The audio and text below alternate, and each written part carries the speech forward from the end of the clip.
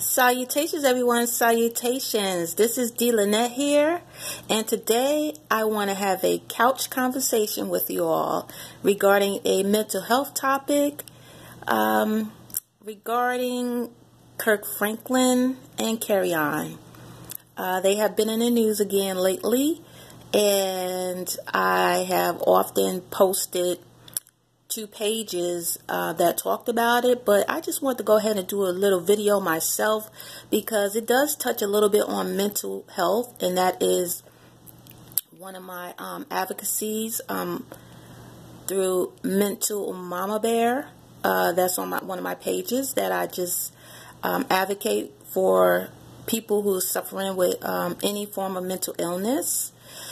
And so with the case of Kirk Franklin and Kerrion and his latest video, I just wanted to just give my opinion, my commentary, and anything I say is alleged, but it's also what I have been seeing on social media as anybody else. So I'm just going off of what I've seen on social media, specifically with Kerrion's own videos, right?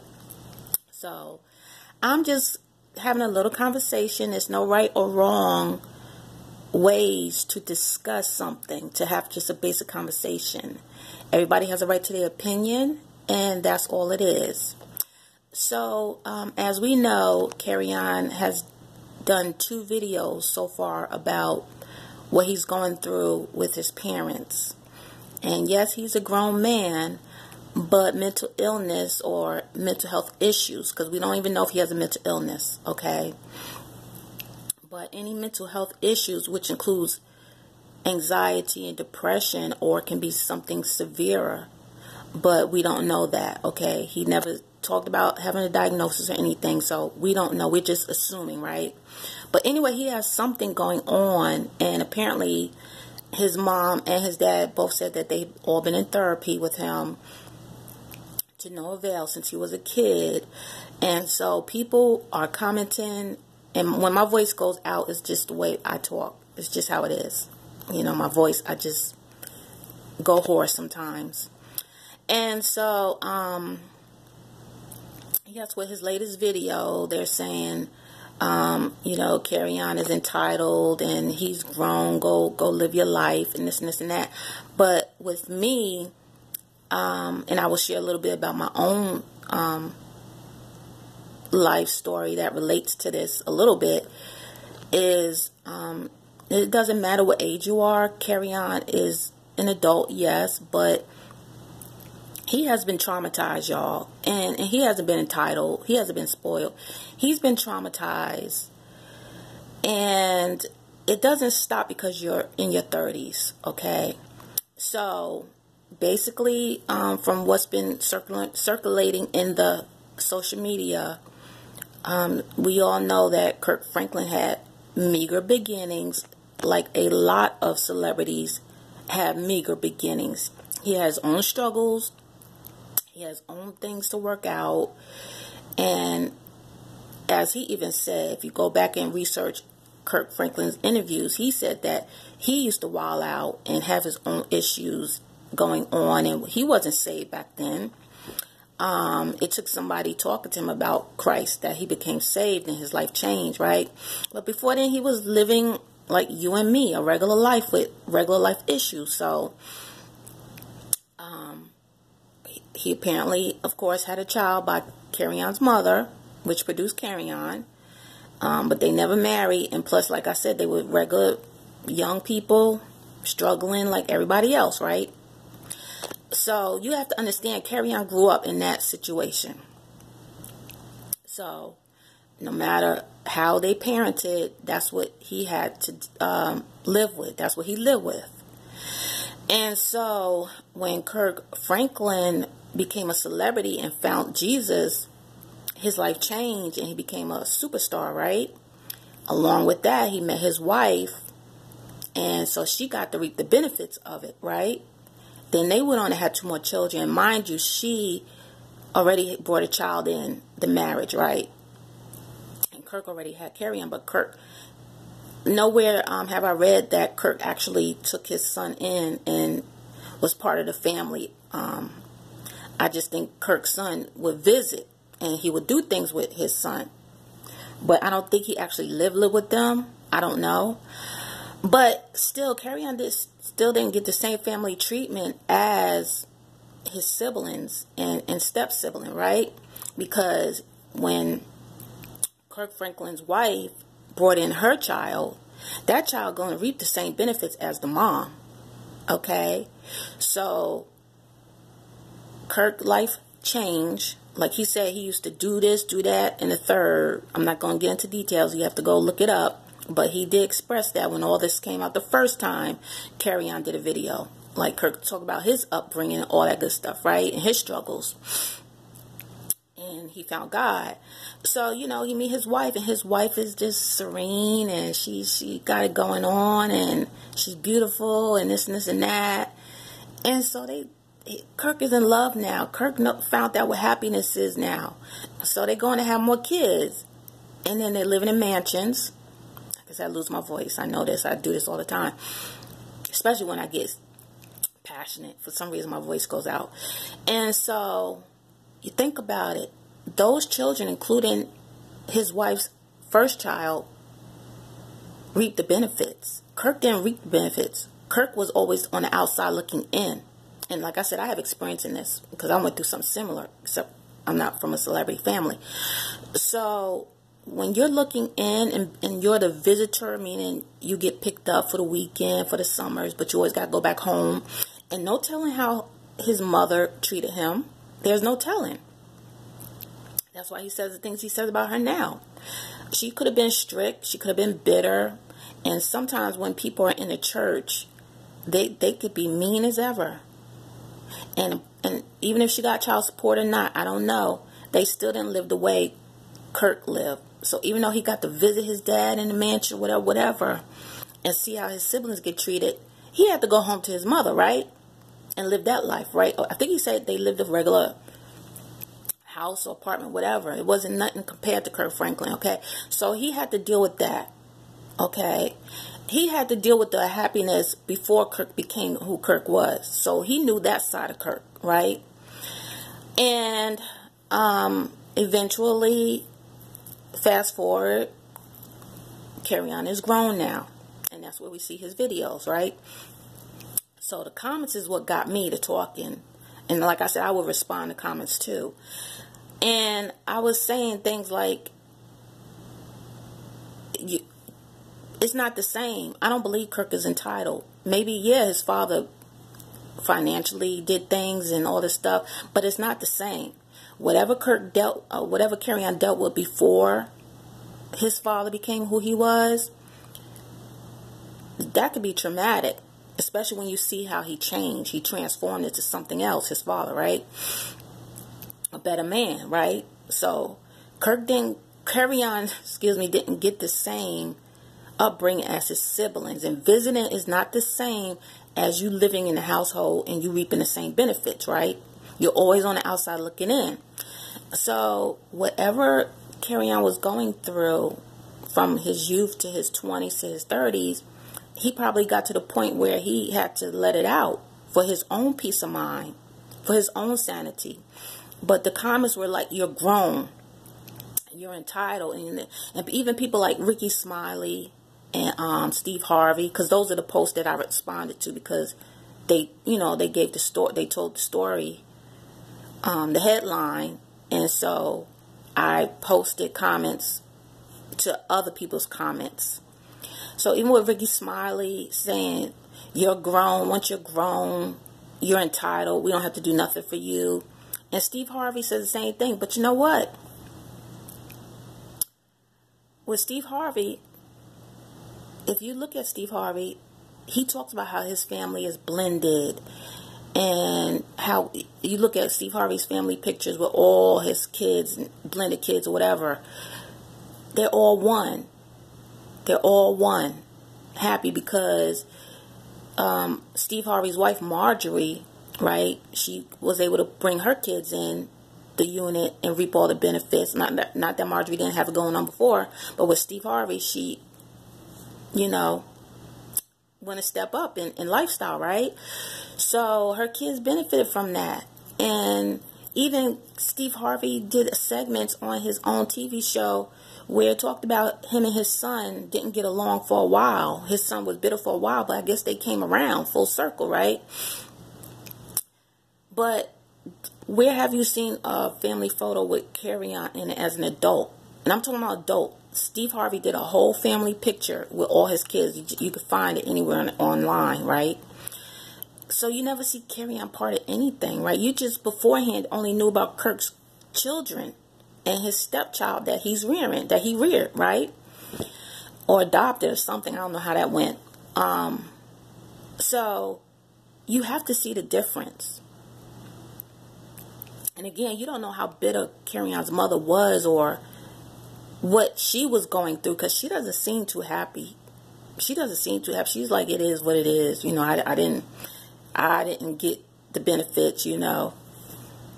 But hey, it is what it is. But Kerrion, whatever his mother went through, he had to suffer those as well, those emotions as well, right? So okay. So Kerrion did another video right after Kirk Franklin did a video kissing his son, saying happy 21st birthday. So think about it. His son, his 21-year-old is grown, but look how he's nurturing him. Where have you seen a video of Kirk doing that to Kerrion? Where's the kisses?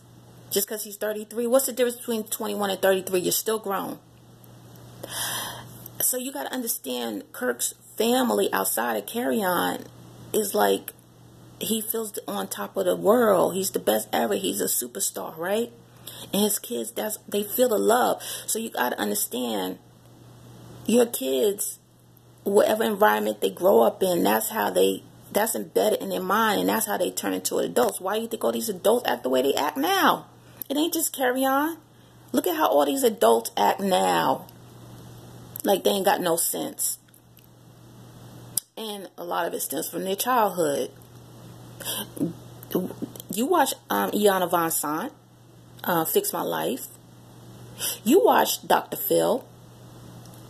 So you know, adult or not, people have issues from way back when, and it doesn't go away. So another thing that bothered me was how people were saying, you know, he's grown, get a job, stop depending on your father. So Kirk Franklin's other kids get to depend on him, but not Kerrion. Number one.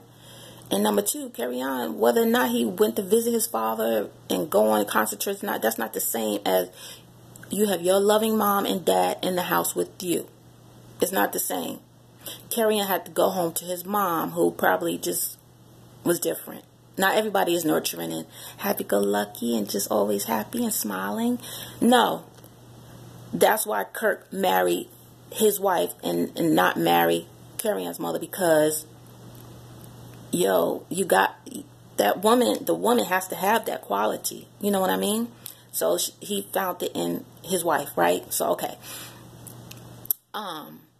And another thing, Kirk said that it was his wife that, like, nurtured him. So his wife is more like a mother figure, that nurturing. That's what Kirk needed to grow, and that's what happened, right? So anyway, yeah, it doesn't matter that Kerrion's 33. It's in here, and it's in here. So he's suffering, whether it's a mental illness or not. He's suffering from deep sadness, depression. Okay, and that's mental illness on a low scale. So I wouldn't say he's bipolar and all that stuff. Like, just because somebody's sad doesn't make them bipolar. Just because somebody posts something don't make them bipolar. You know, just because he don't get along with his parents don't make him bipolar. He's just sad and hurt. And this is how he's lashing out, right? Maybe he's doing it just to get back at them. But hey, that's just how he's doing it. So that just goes to say that you can't judge somebody because of their age, that they should just go on about their lives, because, yeah, maybe he can. Maybe he can. But evidently, he can't. He's not working a 9 to 5 and able to do that. Whatever he's saying he's doing, you know, is it producing money? I don't know. So to live on his own and do what he has to do, because from the video it looks like he lived with his grandfather or he lived with somebody. Like I said, all this is from what I've seen on social media. And that's nothing compared to where Kirk Franklin lives. So look at his life versus, because you know Kirk's wife is going to make sure her kids is taken care of. They're going to always be up here. But look where Kerrion is staying right now, according to that video that he posted, right? So it's a sad situation, but depression is real. And that's what I think is going on. He's in deep depression, and he's like reaching out because he's trying to hold on. He's trying to hold it all together. And I'm speaking from experience.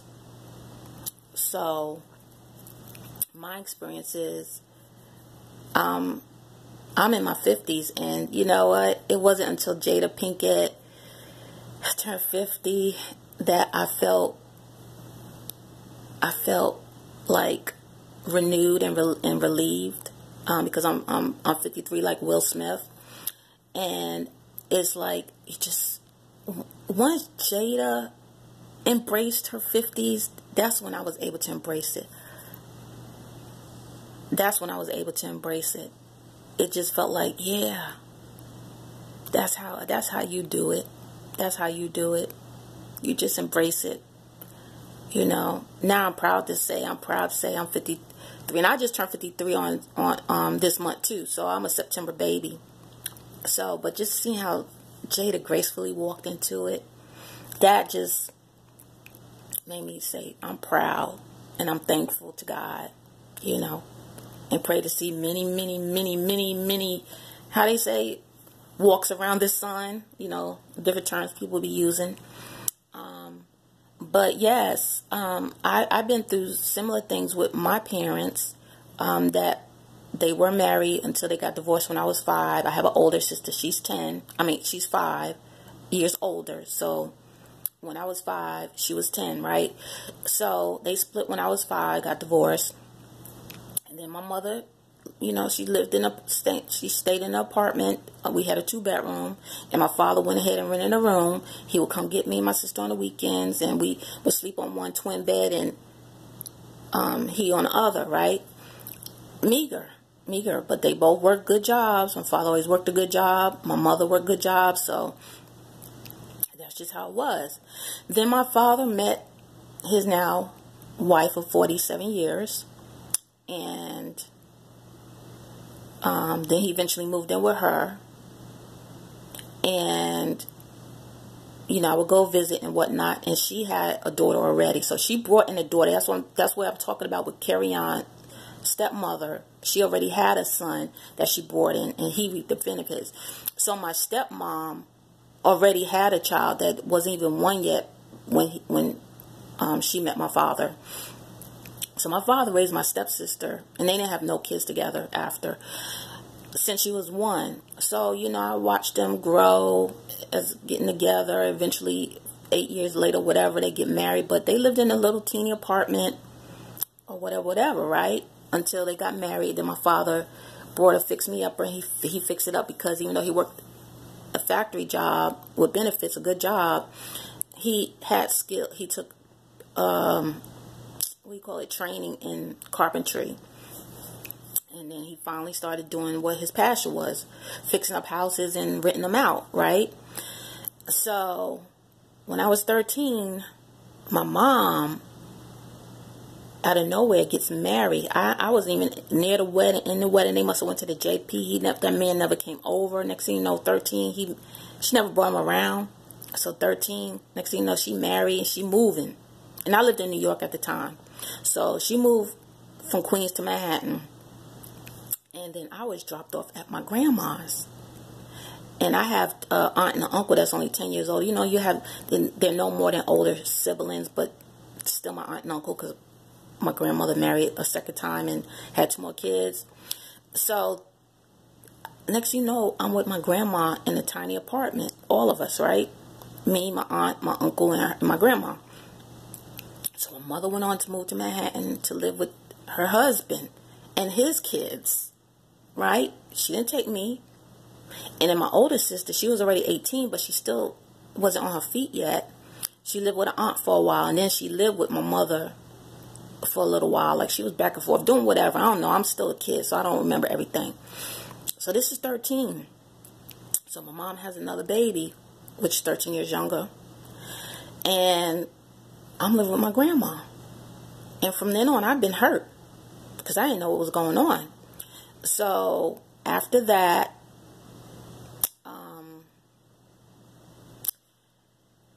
I see my father building his family, you know, not building, but, you know, with my stepmom and my stepsister, just living their life. And I'm visiting and stuff, so I'm seeing things, you know, how happy they are. And then my mother, and I can't call him a stepfather because I didn't know him like that. They split up, and she got her own apartment, and, you know, it was her and my little sister, right? And I don't know if they ever got divorced because he passed away when my little sister was 1. Her father did. So I would go visit still because I'm still living with my grandmother until I finished middle school, which was 3 years, right? So I'll go visit back and forth, back and forth. So my mom is single again, and my father is married, living his life, right? Okay. So 16, my mother gets me back because she needed a babysitter, obviously. And that didn't work out because me and my mother didn't have a relationship. I mean, me and my mother never, when I was a kid, my mother would work and everything. She had a good job. She was in the Army Reserve, so she did good. But she never did fun things with us. So I just went outside to play with my friends. That's all I know. So it wasn't like we had such a happy relationship when I was a kid. She just was there. She was the mom, right? She made sure my hair was done and stuff like that. So she took me back in at 16. And by then I'm 16. I'm already, you know, sad, depressed. Well, I didn't know it was called sad and depressed, but I was. And I'm a little rebellious, right? So I ended up not going to school and ended up getting put back, right? Then my father takes over because he found out, because obviously they didn't know this. And now at 17, I'm moving in with my father, stepmother, and stepsister in a house in Long Island. Go from apartment in Manhattan, a tiny apartment, to living in a house. Now I get to live in a house, right, with them. At 17, I don't need this. But that's what I'm still a minor. That's what he did. Then it's like I seen another side of my stepmother. I didn't know. She loves her daughter, but me, she just tolerated, right? So I had to deal with that. I'm back on a school bus to go to school. I went from taking trains and buses. I became very independent in Manhattan, having friends and all this good stuff, to back on a bus in Long Island. So I didn't see all the funness like I did when I went to visit, because they always have family around and friends and having good times. They love having company over. So, and then I always would see how my stepmother was just all googly over my stepsister. Her aunt was all googly over her. And then me, everything is strict with me. Everything is rules with me. They put rules on me and strictness with me, right? You're going to finish school. So I ended up finishing at 19, and I think this video with my phone, I have a Moto phone, is going to cut off. So if it does, I will do a part 2, because hopefully I can finish this story in 2 parts. So, yeah, at 19, me and my father have an argument, and next thing you know, I'm out, because they're like, you're going to get a job. They didn't tell me anything about go to college, right? Okay, just set things up. Nothing about college. So I leave the house at 19, because I'm already independent. Even though I was back on the yellow school bus to go to high school, I'm already independent. So I went to go stay with friends and their friends' mother, because all my friends' mothers was cool. They were all single parents. They were all cool. They had other siblings. They were just laid back cool, right? So I would go stay with them, and their mothers didn't mind. So I did that at 19. And I wrote a book, by the way. I wrote 3 books. It's all on my Facebook page, D. Lynette, the author. You can find it there. And so by the time I'm 20, going on 21, I have a baby. by a young man I didn't even care about, just sleeping with him a lot. You get pregnant, right? That's how it happens, right? So now I'm a parent, and I'm struggling, you know, living in little places here and there, and just trying to make it work. Because being a mother, I was like, yeah, me and my daughter gonna be close. I'm gonna make that work, right? She gonna go to college. So again, if it cuts off, remember there's gonna be a part 2. So anyway, I go live my life. I have my daughter now. That's all I'm focusing on. I still go visit my family because I wanted my daughter to be a part of their life.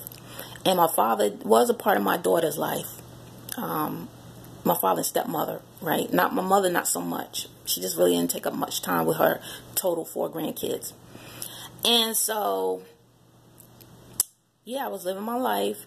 But you got to understand, when I became in my 30s and 40s, in my 20s, I moved far away from them. I moved to North Carolina. I took my kids, moved to North Carolina. So, but I still went to visit them. I would go all the way to New York to visit them and stuff like that. Visit my friends and stuff. I was still part of the family, right? My sister, everything. My older sister, everything. But as I turned into my 30s and I saw my sisters at my then age, 19, going to college, because they went to college, my stepsister went to college, and my baby sister went to college. That's when I started having flashbacks of how they treated me since 13. Like I was just an accessory. Throw here, I'm living here, there, everywhere. Living with my grandmother in a small apartment.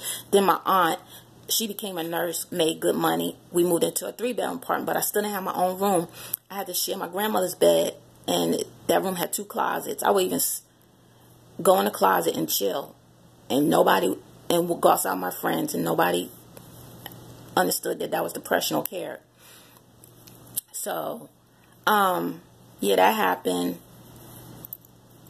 to me, and nobody cared for me to go to college. But I wake up one day in my 30s, I'm like, oh, they went to college. Okay, I was like, fine, that's fine. All right, whatever. I'm raising my kid. My kid's gonna go to college. I'm gonna prove that, right? So yeah, they went to college and stuff. But as I got older, and as my siblings got older, I'm talking about my half and my step, because my older sister, she went on and got married in her 20s and had 2 kids with her husband, lived happily ever after, whatever. So I'm the single mom. Then 7 years later, I had another child, right? And that's when I moved to North Carolina. But over time, I started seeing the closeness of my mother and my of my half sister that me and my mother never had. That hurt me. Then my father, so close to my stepsister, that hurt me. Them going to college, me not going, they not making sure I went to college, that hurt me. Them being happy-go-lucky in the house, not having arguments like me and my father did, where I just said, let me leave, because they don't really want me here. But watching my stepsister live with, even though she went to college, it was commuting. So it was a 4-year college, but she commuted. So she still lived at home well in her 20s to 26, actually. And my half-sister, she went away to college and lived on campus, but she would always be able to come home to my mom. So at 19, I'm on my own, and at 21, I'm a parent. So I didn't get the same benefits. So, and I'm not blaming nobody for me having a kid. It's just that that's what I thought. Okay, I had a sex. I got pregnant. I didn't even do, whatever. I had my child, right? I kept my child, right? So just watching their closeness and closeness and closeness. So in my 30s, I started talking about it to them. And then I became a problem child. I went from being the sad single mother, struggling, to, even though I worked my butt off, okay, to bitter. You're grown now. Why are you talking about this now? I said, because I told my sister, my younger sister, my half-sister, how you treated different than me with our mom. Oh, but you're grown now. You're grown. I was like, yeah, I'm living my life, but still it's bothering me here. It's post-traumatic here. Stuff is coming up now. Because I see how y'all, look at you happy-go-lucky, but I had to struggle. And so my half-sister didn't get it. She's like, oh, that's Ma. Yeah, but you and Ma never had problems like me and my mother did. So she didn't understand. And then my stepsister, you living in a house, and I had to live with my grandmother in a teeny apartment. That all came back. So it's post-traumatic stress. So I think Kerrion is going through post-traumatic stress. And when you see your siblings are older and they still are loving and caring with with their parents that you never got from day one. I didn't get it since 13. And so even though I'm grown, it's still affecting me, but I have my own kid to raise, children to raise, and maybe it left my mind or went to the back of my mind, but then it came out. So no, I didn't do videos. Now I'm talking about it now, but I didn't do videos and place it online like Kerrion did, because my problems are my problems. Everything I went through from 20 on up, yeah, I know those are my problems. They're not my parents' problems, but how they treat me compared to how they treat my siblings is the problem. And my older sister had a problem with both my parents for a while until she got over it, because she got married and had kids, and her husband treated her good, so she's happy. But I'm a single parent. I didn't get married. I'm a single parent struggling. But just to see how, yeah, my father helped me here and there, but still it wasn't the same. Everything was seriousness with me and my father and mother when I would visit them. But with my sister, my half-sister, my step, laughing, joking, you know, they're getting along very well. And I said, I never had that, right? I always felt like outside looking in, like I said with Kerrion. You feel like you outside looking in. You're the black sheep when you start talking about it to family. And one time my siblings, my older sister, my half-sister, my mom came to my daughter